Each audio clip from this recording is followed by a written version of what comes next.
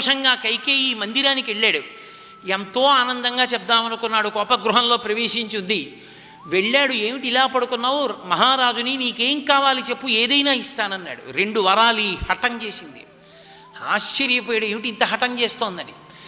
ఇస్తాను, ఏం కావాలన్నాడు. 9 వర్షాణి దండకారణ్యమాశ్రిత చీరాజన జటాధారీ రామో భవతు తాపసః అభిషేక సమారంభో రాఘవస్యోపకల్ప్యతాం అనేనైవాభిషేకేన భరతోమభిషిచ్యతాం. అయోధ్యకాండ.